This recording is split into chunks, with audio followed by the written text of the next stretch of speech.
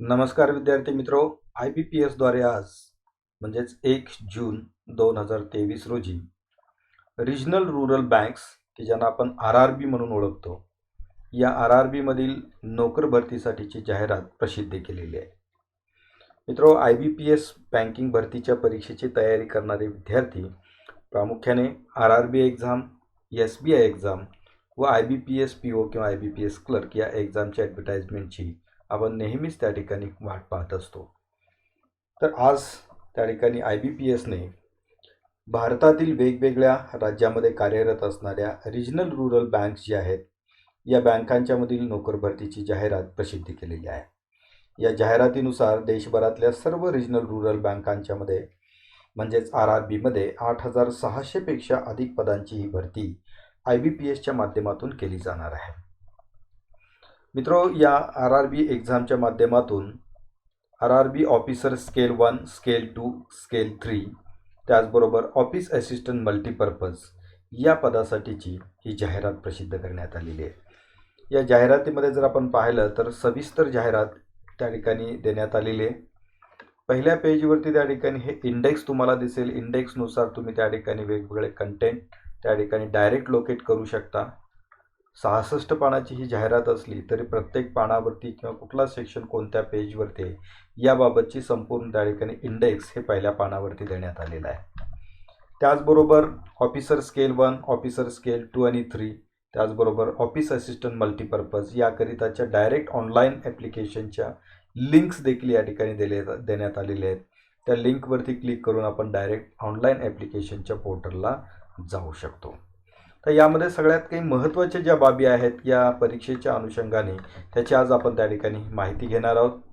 मित्रो, यामध्ये पार्टिसिपेट असणाऱ्या अनेक वेगवेगळ्या बँक आहेत की त्यामधल्या महाराष्ट्रातल्या बँकांचा जर आपण प्रामुख्याने विचार केला तर महाराष्ट्रामधल्या 2 त्या ठिकाणी रिजनल रूरल बँक्स आहेत.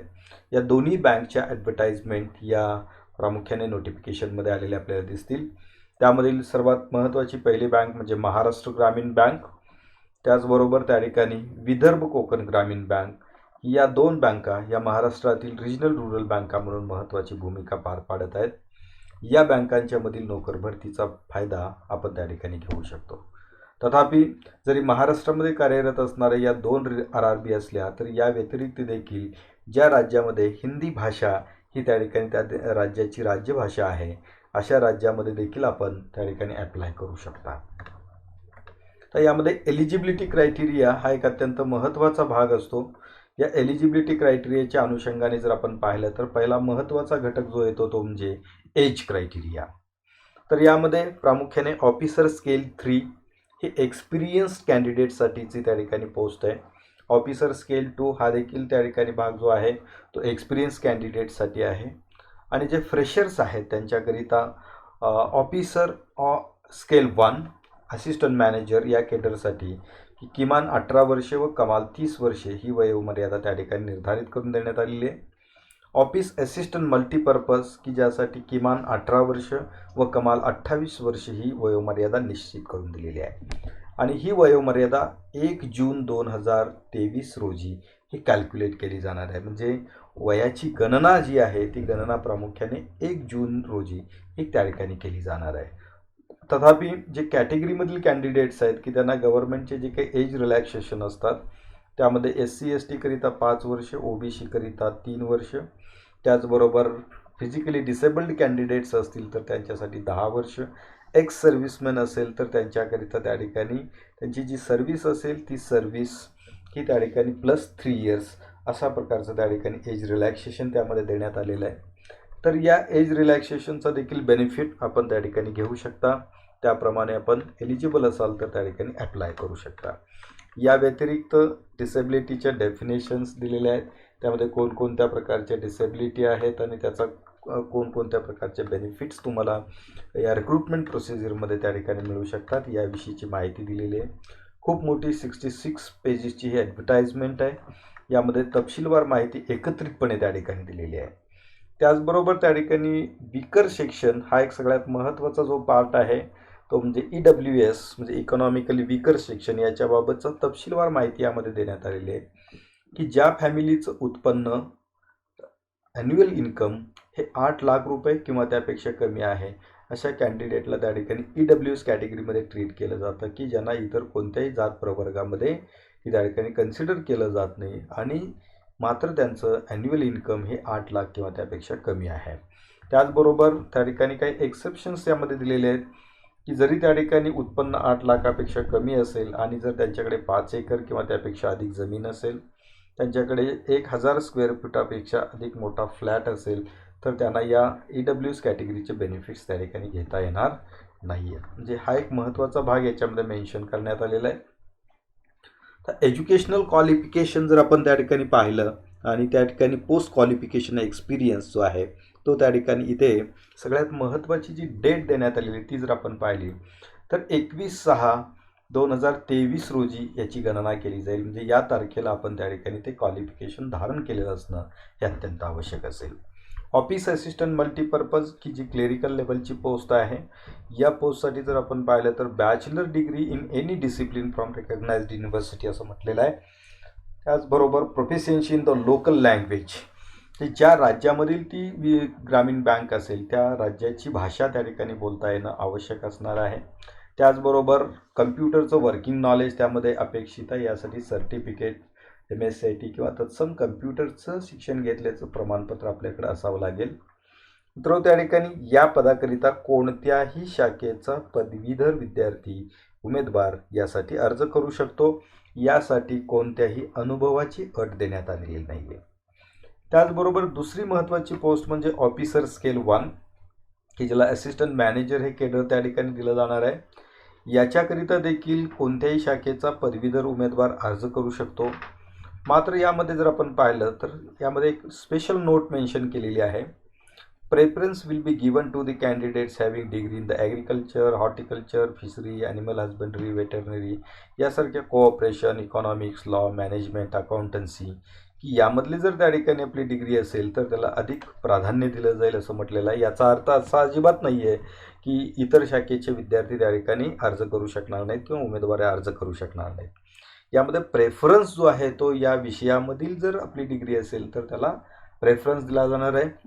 ऑफिसर स्केल 1 असिस्टंट मॅनेजर या केडरकरिता कोणत्याही प्रकारची अनुभवाची अट देण्यात आलेली नाही आहे. हा एक अत्यंत महत्त्वाचा भाग आहे की जो उमेदवारांनी समजून घेणं आवश्यक राहील. मात्र ऑफिसर स्केल 2, स्केल 3 या पदांच्याकरिता मात्र अनुभवाची अट देण्यात आलेली आहे. यामध्ये आणखीन एक महत्त्वाचा भाग मित्र समजून घेणं गरजेचं आहे की एखाद्या कॅन्डिडेटला ॲट ए टाईम 2 पोस्टकरिता ॲप्लिकेशन करण्याची आवश्यकता वाटत असेल किंवा करण्याची इच्छा असेल तर यामध्ये ऑफिस असिस्टंट मल्टीपर्पजसाठी 1 आणि ऑफिसर स्केल 1, 2, 3 यामधील कोणत्याही एका पोस्टसाठी त्या ठिकाणी आपण ॲप्लाय करू शकतो. म्हणजे या ठिकाणी ऑफिसर स्केल 2 आणि स्केल 3 अशा दोन्ही पोस्टला जर आपण ॲप्लाय करण्याचा प्रयत्न केला तर आपल्याला तसं करता येणार नाही. म्हणजे एक ॲप्लिकेशन ऑफिस ॲसिस्टंटकरिता आणि दुसरं ॲप्लिकेशन या 3 पैकी एका कोणत्या तरी कॅटेगरीमधल्या पोस्टकरिता म्हणजे ऑफिसर स्केल 1 किंवा ऑफिसर स्केल 2 किंवा ऑफिसर स्केल 3 यापैकी एका पोस्टसाठी ॲप्लाय आपल्याला त्या ठिकाणी करता येऊ शकेल. तर यामध्ये ऑफिसर स्केल 2 मध्ये जर आपण पाहिलं तर वेगवेगळ्या कॅटेगरीज आहेत की ज्यामध्ये पहिली कॅटेगरी आहे ती म्हणजे जनरल बँकिंग ऑफिसर. यासाठी त्या ठिकाणी bachelor degree in any discipline असं म्हटलेलं आहे. किमान 50% अधिक गुण त्यामध्ये असणं गरजेचं आहे. त्यामध्ये बँकिंग, फायनान्स, मार्केटिंग, ॲग्रिकल्चर या विषयामधलं स्पेशलायझेशन त्यामध्ये असेल तर अधिक प्राधान्य असेल. याकरिता किमान 2 वर्ष बँकिंग किंवा फायनान्शियल इन्स्टिट्यूशनमध्ये ऑफिसर म्हणून काम केल्याचा अनुभव असणं आवश्यक राहील.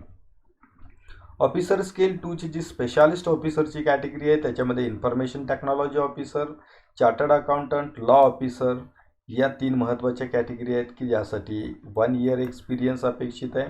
लॉ ऑफिसरकरिता 2 इयर्स एक्सपिरियन्स त्यामध्ये अपेक्षित आहे.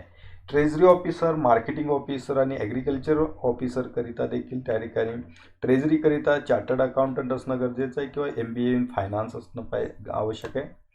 त्याचबरोबर 1 वर्षाचा संबंधित इन्व्हेस्टमेंट मॅनेजमेंट किंवा ट्रेझरी मॅनेजमेंटमधला 1 वर्षाचा अनुभव अपेक्षित आहे. मार्केटिंग ऑफिसरकरिता MBA इन मार्केटिंग असलं पाहिजे. त्याचबरोबर त्या ठिकाणी 1 वर्षाचा मार्केटिंगचा अनुभव आवश्यक आहे. ॲग्रिकल्चर ऑफिसरकरिता bachelor degree in agriculture, horticulture, dairy, animal husbandry, forestry, veterinary science यासारख्या सिमिलर त्या ठिकाणी विषयामधील ॲग्रिकल्चरची बॅचलर डिग्री अपेक्षित असून ॲग्रिकल्चरशी संबंधित आपला 2 वर्षाचा एक्सपिरियन्स अपेक्षित आहे. ऑफिसर स्केल 3 म्हणजे सिनियर मॅनेजरची पोस्ट आहे. याच्याकरिता देखील त्या ठिकाणी बॅचलर डिग्री ही अट आहे, मात्र मिनिमम 50% मार्क्स त्यासाठी असणं गरजेचं आहे. या पोस्टकरिता मात्र त्या ठिकाणी मिनिमम 5 इयर्स एक्सपिरियन्स मेन्शन केलेला आहे. जे ऑफिसर लेवलचा हा बँक्स आणि फायनान्शियल इन्स्टिट्यूशनमधला किमान 5 वर्षाचा अनुभव हा अपेक्षित आहे. तर या पद्धतीने त्या ठिकाणी एलिजिबिलिटी असेल, एज्युकेशनल क्वालिफिकेशन असेल तर आपण त्यासाठी अप्लाय करू शकतो. मात्र यामध्ये नोट एक महत्त्वाची दिलेली आहे, ती देखील आपल्याला काळजीपूर्वक पाहणं गरजेचं आहे की ॲप्लिकेशन करत असताना त्या ठिकाणी आपला रिझल्ट जो आहे तो त्या ठिकाणी 21 जून 2023 पर्यंत डिक्लेअर झालेला असणं गरजेचं आहे.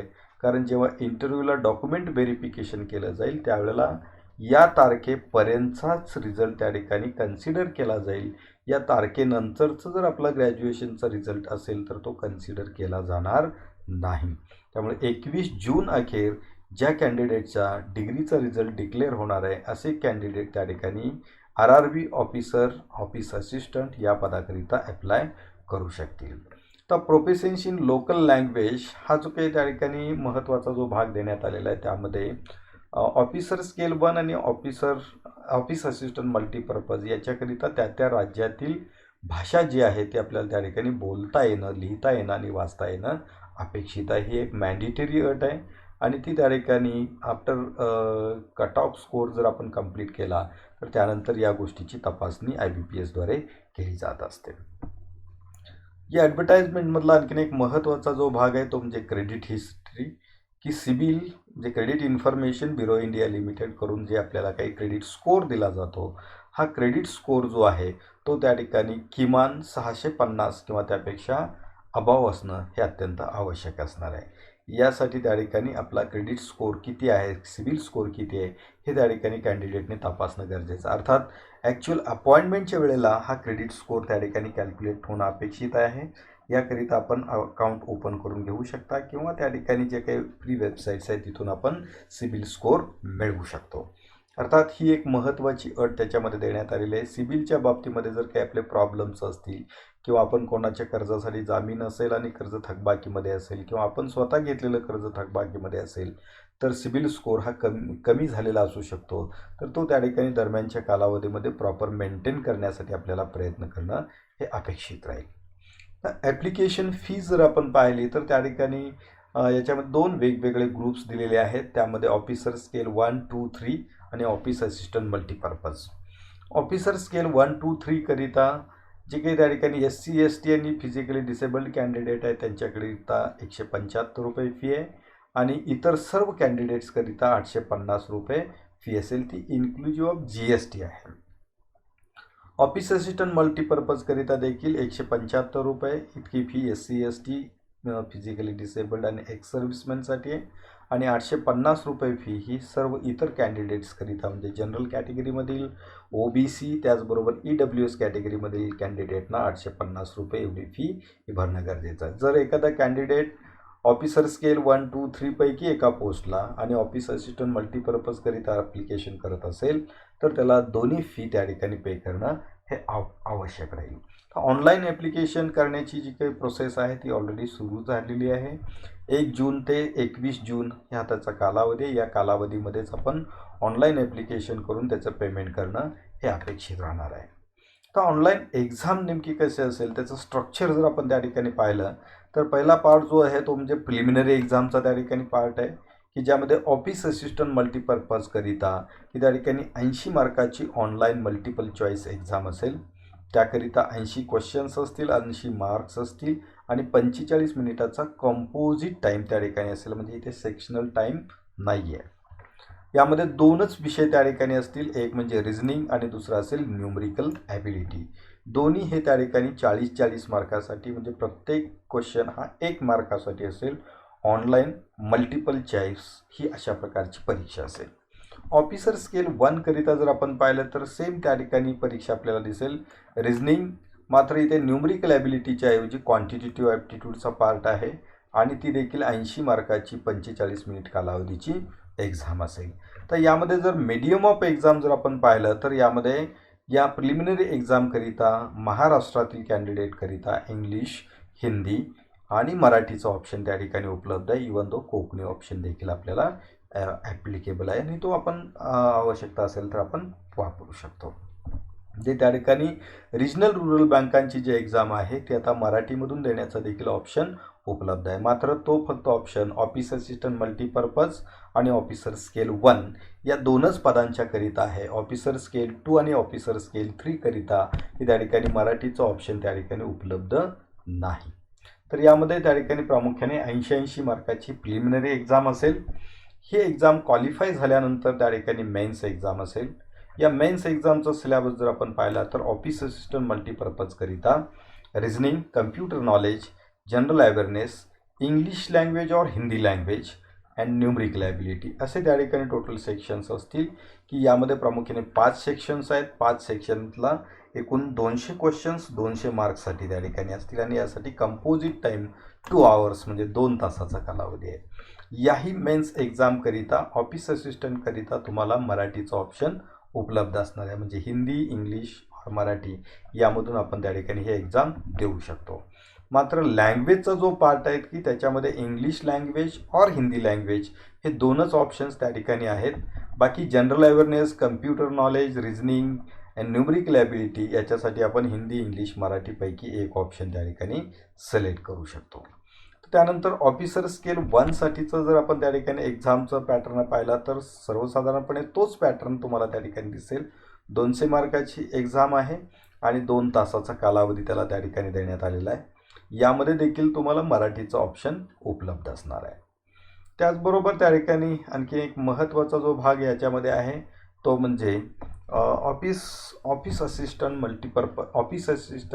त्याचबरोबर ऑफिसर स्केल 1 याच्याकरिता जे काही त्या ठिकाणी आपण कॉल लेटरच्या बाबतीमध्ये बऱ्याच वेळेला कन्फ्युजन विद्यार्थ्यांच्यामध्ये असतं. तर याच्याबाबतची एक महत्त्वाची नोट या ॲडव्हर्टाइजमेंटमध्ये दिलेली आहे. Call letters for the preliminary exam will not be collected at the examination venue. However it will be duly authenticated, stamped by the exam center staff. Candidate will need to retain the call letters along with the authenticate stamp copy of the ID proof safely. Those candidates who are called for main exam will be required to bring this call letter along with the main exam call letter and other requisite documents as per the information provided by the information handout and call letter. याच्यामध्ये preliminary एक्झामचं जे call letter आहे ते तुम्ही एक्झामला गेल्यानंतर सेंटरवरती जमा करायचं नाही आहे. तर तिथून स्टाफकडून ॲथेंटिकेट करून घेतल्यानंतर ते आपण सांभाळून ठेवणं अपेक्षित आहे. जेव्हा आपण मेन्स एक्झामला जाणार आहोत त्यावेळेला प्रिलिमिनरी एक्झामचं कॉल लेटर देखील आपल्याला तिथे दाखवणं हे अपेक्षित असणार आहे. परंतु ज्या ठिकाणी सिंगल एक्झाम असेल तिथे मात्र त्या ठिकाणी याची आवश्यकता असणार नाही. मात्र ऑफिस असिस्टंट मल्टीपर्पज व ऑफिसर स्केल 1 याच्यासाठी त्या ठिकाणी 2 एक्झाम्स आहेत. एक प्रिलिमिनरी एक्झाम आणि दुसरी मेन्स एक्झाम आहे. त्यामुळे या मेन्स एक्झामकरिता जात असताना प्रिलिमिनरी एक्झामचं कॉल लेटर की ज्याच्यावरती स्टॅम्पिंग केलेलं आहे ते त्या ठिकाणी तुम्हाला प्रोड्यूस करणं हे आवश्यक राहील. तर लिस्ट ऑफ मीडियम याच्यामध्ये देण्यात आलेली आहे. कोणत्या राज्यासाठी कोणती भाषा लागू आहे ही त्या ठिकाणी देण्यात आलेली आहे. महाराष्ट्रासाठी पहा इथे इंग्लिश, हिंदी, मराठी अँड कोकणी असे 4 ऑप्शन आपल्याला देण्यात आलेले आहेत. तर ज्या सिंगल लेवल एक्झाम्स आहेत की याच्यावरती फारसं मी बोलणार नाही कारण जे एक्सपिरियन्स पर्सन्स आहेत तेच असे ही परीक्षा देऊ शकतात. ऑफिसर स्केल 2 जनरल बँकिंग ऑफिसरकरिता जर आपण पाहिलं तर रिझनिंग, इंग्लिश, त्याचबरोबर computer knowledge, financial awareness, Hindi language, quantitative aptitude and data interpretation असे त्या ठिकाणी विषय असतील. ऑफिसर स्केल 2 स्पेशालिस्ट केडरमध्ये professional knowledge, reasoning, financial awareness, English और Hindi language, computer knowledge, quantitative aptitude and data interpretation असे 200 मार्काची ही देखील एक्झाम असेल. त्यासाठी 2.5 तासांचा कालावधी असणार आहे. ऑफिसर स्केल 3 ही देखील त्याच प्रकारची परीक्षा असणार आहे. इथे नेगेटिव्ह मार्किंगचा एक महत्त्वाचा मुद्दा आहे. जे दोन्ही एक्झामसाठी प्रिलिमिनरी आणि मेन्स एक्झाम या दोन्ही एक्झामसाठी त्या ठिकाणी नेगेटिव्ह मार्किंग असेल. एका चुकीला 0.25 मार्क्स त्या ठिकाणी लेस होणार आहे. त्याचबरोबर जो कट ऑफ स्कोर जो आहे त्याच्या बाबतीमध्ये जर आपण पाहिलं तर ऑफिस असिस्टंट मल्टीपर्पजकरिता की त्या ठिकाणी देण्यात आलेली जी काही महत्त्वाची बाब जी आहे त्यामध्ये पहा Each candidate will have required to obtain minimum score in each test of online mains exam to be considered for the shortlisting. म्हणजे शॉर्टलिस्टिंगसाठी मेन्स एक्झाम जी आहे त्याचे मार्क्स त्या ठिकाणी कन्सिडर केले जाणार आहेत. त्याचबरोबर ऑफिसर स्केल 1 करिता देखील त्या ठिकाणी एक महत्त्वाचा क्रायटेरिया आहे की त्यामध्ये इंटरव्ह्यूला शॉर्टलिस्टिंग करण्यासाठी मेन्स एक्झामचे जे मार्क्स आहेत तेच त्या ठिकाणी कन्सिडर केले जाणार आहेत आणि त्याच्या बेसिसवरती आपलं इंटरव्ह्यूसाठीचं शॉर्टलिस्टिंग होणार आहे. मात्र ऑफिस असिस्टंट मल्टीपर्पजकरिता इंटरव्ह्यू हा ऑप्शन नाही आहे की जे मेन्स एक्झाम्स म्हणजे प्रिलिमिनरी एक्झाम नंतर होणारी जी मेन्स एक्झाम आहे त्या मेन्स एक्झामच्या मार्क्सवरतीच त्या ठिकाणी आपलं शॉर्टलिस्टिंग किंवा अलॉटमेंट त्या ठिकाणी होणार आहे. हा एक महत्त्वाचा भाग आहे. त्याचबरोबर त्या ठिकाणी score obtain in the online examination preliminary mains and single exam याच्या बाबतीमध्ये एक महत्त्वाची नोट याच्यामध्ये देण्यात आलेली आहे. For the post of office assistant multipurpose, mark obtained only in the online mains exam will be considered for the final merit listing. म्हणजे इथे फक्त मेन्स एक्झामचा विचार केला जाईल. ऑफिसर स्केल 1 करिता त्या ठिकाणी इंटरव्ह्यूसाठी किंवा फायनल मेरिट लिस्टसाठी त्या ठिकाणी मेन्स एक्झामचे मार्क्स कन्सिडर केले जातील आणि फायनल शॉर्टलिस्टिंग जे आहे ते त्या ठिकाणी मेन्स एक्झामचे मार्क्स आणि इंटरव्ह्यूचे मार्क्स या दोन्हीच्या आधारे त्या ठिकाणी आपलं सिलेक्शन हे होणार आहे. म्हणजे हा एक महत्त्वाचा भाग याच्यामध्ये देण्यात आलेला आहे. त्याचबरोबर प्री एक्झाम ट्रेनिंग सेंटरविषयीची माहिती यामध्ये देण्यात आलेली आहे. ती आपण त्या ठिकाणी पाहून घ्या की ज्यांना त्या ठिकाणी असे प्री एक्झाम ट्रेनिंग सेंटर्ससोबत कोचिंग जे आहे ते अटेंड करण्याची इच्छा असेल ते त्या ठिकाणी त्या माध्यमातून करू शकतात. त्यासाठी वेगळं ॲप्लिकेशन सबमिट करणं ही एक महत्त्वाची त्या ठिकाणी आवश्यकता असते. खूप सारी माहिती याच्यामध्ये देण्यात आलेली आहे. ज्याच्यासाठी जी माहिती ॲप्लिकेबल आहे ती माहिती आपण पाहून घ्या. यामध्ये सगळ्यात महत्त्वाचा जो भाग जो आहे तो म्हणजे महत्त्वाच्या डेट्स. ऑनलाईन ॲप्लिकेशन सुरू झालेले असून ते 21/6/2023 अखेर आपल्याला ऑनलाईन ॲप्लिकेशन करणं अपेक्षित आहे. कॉल लेटर्स आहे ते 10 जुलै रोजी त्या ठिकाणी तुम्हाला डाउनलोड करण्यासाठी उपलब्ध असतील. त्याचबरोबर प्रिलिमिनरी एक्झाम ही साधारणपणे 17 जुलै ते 22 जुलैच्या दरम्यान त्या ठिकाणी होईल. त्याचबरोबर प्रिलिमिनरी एक्झाम जे आहेत ते त्याचे कॉल लेटर्स जे असतील ती त्या ठिकाणी जुलै-ऑगस्टच्या दरम्यान तुम्हाला उपलब्ध होतील. आणि त्याचबरोबर ऑनलाईन एक्झाम जी आहे प्रिलिमिनरी एक्झाम जी आहे ती ऑगस्टमध्ये साधारणपणे एक्झाम होणार आहे. Pre exam training centre training जे आहे ते 10 जुलैला आहे आणि ॲक्च्युअल त्या ठिकाणी प्रिलिमिनरी एक्झाम जी आहे ती जुलै किंवा ऑगस्ट महिन्यामध्ये होणं अपेक्षित आहे. त्याचबरोबर ऑनलाईन एक्झामिनेशनच्या बाबतीमध्ये जर आपण पाहिलं तर त्यानंतर जी काही रिझल्ट आहे तो रिझल्ट त्या ठिकाणी सप्टेंबर महिन्यामध्ये त्या ठिकाणी दिला जाईल. त्यानंतर मेन्स एक्झाम जी आहे जिथे सिंगल एक्झाम आहे तिथे ती सप्टेंबरमध्ये होणार आहे. त्याचबरोबर ऑफिसर स्केल 1, 2, 3 करिताची जी काही एक्झाम आहे ती एक्झाम देखील या ठिकाणी होणार आहे आणि त्याचे शेड्यूल यामध्ये देण्यात आलेलं आहे. अर्थात याच्यामध्ये काही प्रमाणात थोडाफार बदल देखील होण्याची शक्यता ही नाकारू शकत नाही. म्हणजे या पद्धतीनं त्या ठिकाणी संपूर्ण ॲडव्हर्टाइजमेंट तुम्ही पाहावी. त्याचबरोबर पोस्ट वाईज व्हॅकेन्सीज याच्यामध्ये देण्यात आलेल्या आहेत. यामध्ये जर आपण पाहिलं तर महाराष्ट्र ग्रामीण आणि विदर्भ कोकण ग्रामीण बँकेसाठी ज्या ऑफिस असिस्टंट मल्टीपर्पजच्या ज्या पोस्ट आहेत त्यामध्ये जर आपण पाहिलं तर टोटल 99 पोस्ट आहेत महाराष्ट्र ग्रामीण बँकेच्या आणि 150 पोस्ट विदर्भ कोकण ग्रामीण बँकेच्या आहेत की ज्यामध्ये SC, ST, OBC, EWS आणि जनरल कॅटेगरी असा तो क्रम त्याच्यामध्ये देण्यात आलेला आहे. म्हणजे साधारणपणे 250 पोस्ट ह्या ऑफिस असिस्टंटच्या महाराष्ट्रातील 2 ग्रामीण बँकांच्यासाठीच्या आहेत. त्याचबरोबर ऑफिसर स्केल 1 करिता जर आपण पाहिलं तर यामध्ये देखील त्या ठिकाणी तुम्हाला पाहायला मिळेल की त्या ठिकाणी महाराष्ट्रासाठीची जी काही अलॉटमेंट आहे ती जर आपण त्या ठिकाणी लक्षात घेतली तर इथे महाराष्ट्र कोकण आणि विदर्भ कोकण आणि महाराष्ट्र ग्रामीण बँकेमध्ये एकूण त्या ठिकाणी 60 अधिक 40 म्हणजे इथे देखील 100 पोस्ट त्या ठिकाणी उपलब्ध आहेत आणि त्याप्रमाणे आपण त्या ठिकाणी त्यासाठी अप्लाय करू शकतो. टोटल पोस्टची संख्या जर आपण त्या ठिकाणी पाहिली तर महाराष्ट्राकरिता ही त्या ठिकाणी महाराष्ट्र ग्रामीण बँकेमध्ये 149 आहे आणि विदर्भ कोकणमध्ये 100 आहे. म्हणजे साधारणपणे इथे देखील 250 पोस्ट ह्या ऑफिस असिस्टंट मल्टीपर्पज त्याचबरोबर ऑफिसर स्केल 1 म्हणजे याच्यावर दोन्ही कॅटेगरीमध्ये असलेले आपल्याला दिसतील. तर या वेगवेगळ्या कॅटेगरीमध्ये वेगवेगळ्या ऑफिसरच्या केडरमध्ये असणाऱ्या संपूर्ण जाहिरातीमध्ये ही त्या ठिकाणी माहिती देण्यात आलेली आहे. या जाहिरातीमध्ये अनेक वेगवेगळे अनेक्षर्स तुम्हाला पाहायला मिळतील की ज्यामध्ये कास्ट, एक्झाम सेंटर याच्याविषयी माहिती दिलेली आहे. त्याचबरोबर फोटो, सिग्नेचर आणि त्याचबरोबर आपलं जे सेल्फ डिक्लेरेशन आहे ते करण्याबाबतच्या गाईडलाईन्स याच्यामध्ये दिलेले आहेत. स्कॅनिंगचे गाईडलाईन दिलेले आहेत. ते सर्व आपण त्या ठिकाणी या जाहिरातीच्या माध्यमातून पाहू शकता. मित्रो, मला वाटतं की या RRB एक्झामच्या अनुषंगाने आवश्यक असणारी जी काही माहिती आहे ती माहिती या माध्यमातून तुम्हाला मिळाली असेल. आपण जरूर त्या ठिकाणी या पदासाठी अप्लाय करा. यासाठी तुम्हा सर्वांना मनपूर्वक शुभेच्छा.